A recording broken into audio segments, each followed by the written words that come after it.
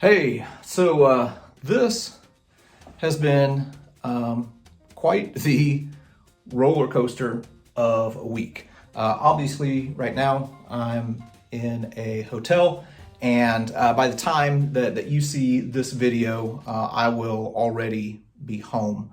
But if you haven't been keeping up with what's going on, um, when summer hit, I had this grand plan where I was going to come to Europe and was going to film just like a ton of content, stuff that would last the channel for 5 or 6 months. Started off in Normandy, filming stuff with Eric Dorr for the American Artifact series.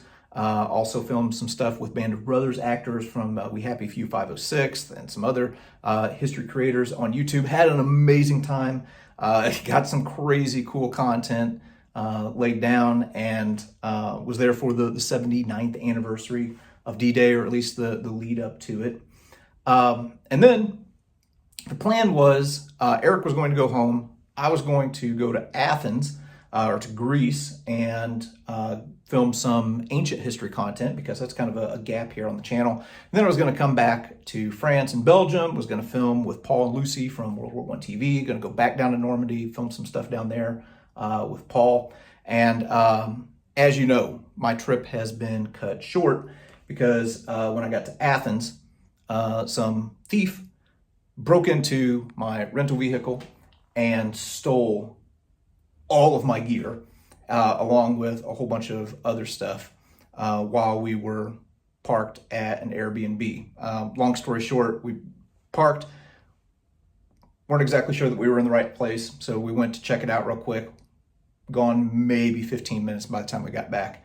Window was popped out and stuff was gone. So anyway, as a result, I've had to cut my trip short. And the videos that I made were really with two purposes. One was just to inform people of what was going on and to let them know that, hey, things might be a little bit spotty here on the channel for a little bit, because, man, I just feel horrible about it. And also horrible because, so many of the people that I had collaborated with and worked with, the footage is now gone. And then also wanted to show some things with the break-in to maybe try and help people out, and maybe have a little bit of extra wisdom through my experience. And I had a lot of people reach out. Actually, I've had hundreds, maybe into the thousands now, reach out, comments, and with private messages and emails and things like that. And one of the common things that I get asked is, people will say, I don't see how you were able to forgive the person that did that to you. That's not something that I would be able to do. And I don't want to give the impression that I'm anything special. I'm nothing special, but the God that I follow is. There have been some crazy, horrible things that have happened in the past with me, and God has walked with me through it. In that moment, when I got to the vehicle and everything was gone, I was able to reflect back on that. I'm like, okay, well, God got me through this stuff in the past that was way worse than this. He'll get me through this too. And there's other people I know who have gone through much worse, and God has walked with them through that as well. So this was small compared to other things and what it could have been. So anyway, start off high, in Normandy, and then we hit the low in Athens, and then the channel hits 500,000 subscribers, which is just wild to me still. I can't even wrap my mind around it. So we're kind of back on this high, and it's just this up and down and up and down on this trip. It's been crazy. And I had all kinds of plans for, 500,000. I was going to make a cool video, maybe at Normandy and stuff like that. And then all my stuff got stolen. So I'm doing all of this on my phone.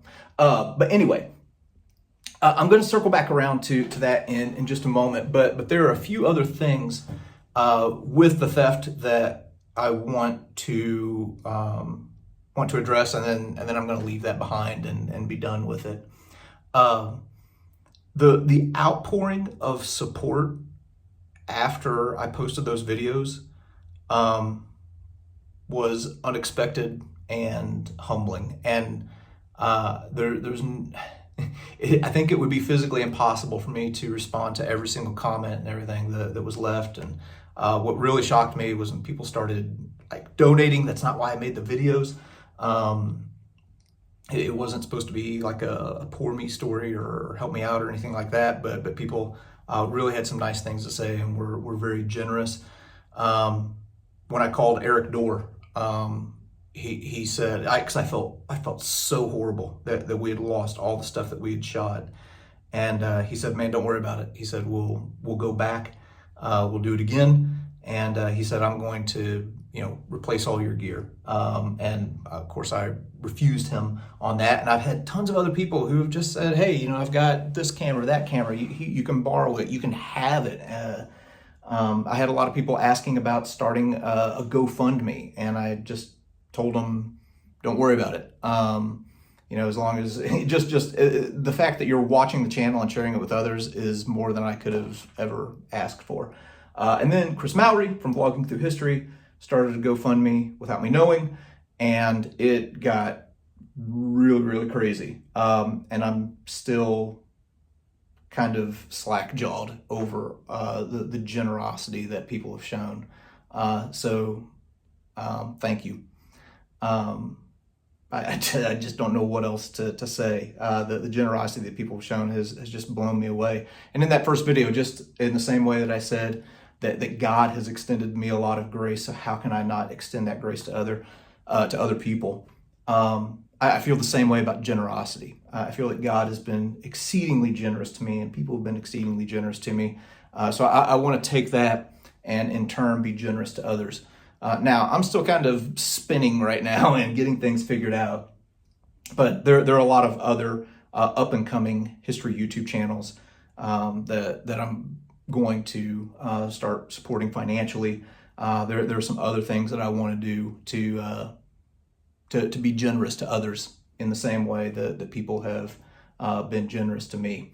A few other quick things, because there were also some weird comments that came in. And really some legitimate questions too. One thing that kept popping up was people saying, why would you leave your car unlocked in Athens? Well, I didn't leave it unlocked. It was locked. How dumb of a thief would you have to be to go and pop the window out of a vehicle on an unlocked car? So no, it was locked, and I didn't have all of my valuables exposed and strewn out and things like that. This was just a bad person that did a bad thing, and believe me, there's nobody who's going to be more critical of me than me. I have thought 1,000 times, I wish I would have I knew I was only going to be gone a short time. Locked the vehicle. I wish I would have grabbed that bag. So yeah, I have to take ownership on that one. A few other questions. The police were involved. People ask about if I could track my my iPad. The answer was yes, but it was in such a dangerous part of the city where it ended up. I was in a safe part. I, believe it or not, scouted this place out ahead of time and consulted with some local people, and they said this community was a safe community. But it ended up in a very, very bad area. The police weren't going to go get it, and they highly, highly advised me not to. Another question that came up is, why didn't I leave somebody at the vehicle? Well, over the past 4 years, I've been hitting it really, really hard with this channel, and the ones who have really felt the brunt of that is my family, because I still work a full-time job. So when I come home in the evenings, I'm right to the computer, and and then I'm gone a lot.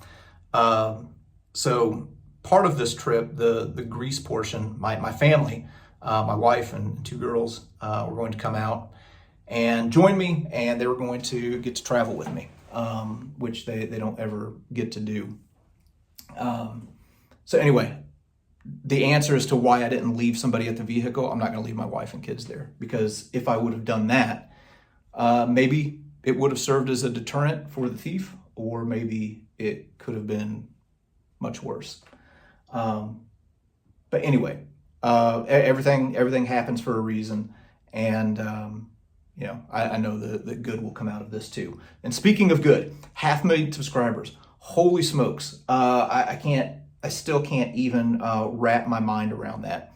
And again, I had all these plans for video that I was going to do and stuff like that. Had some other stuff that I was going to do in conjunction with hitting 500,000. When we hit 100,000 subscribers, I did a trip giveaway. There was a guy from New York who ended up winning that, and he and his dad came down to Washington, D.C. and had a great time. Put them up in the Watergate Hotel. And I thought, well, man, for 100,000, that's a pretty big milestone. I have been fortunate to be able to travel, and I want to see other people have that opportunity as well. So we're going to do the same thing for 500,000 subscribers. You'll have to give me some grace, though, because dang, the thief has ruined a whole lot of things, and I'm still kind of spinning here and getting things sorted out. But we're going to do a trip giveaway, and I think I'm going to open it up worldwide. The first one was only in the United States. I think I'm going to do this one worldwide, where we'll fly one person and a guest to some historic place. I've got a few ideas, so be watching for that.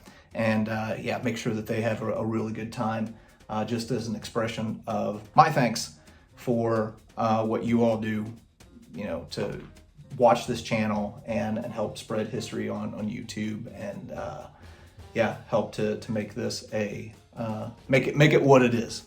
I'm just a monkey with a camera. It's the people watching that are really driving this thing forward. So anyway, that was a long-winded version of what's going on and what you can maybe expect. Again, thank you. Thank you for being generous, and for being kind, and for everything that you do for this channel.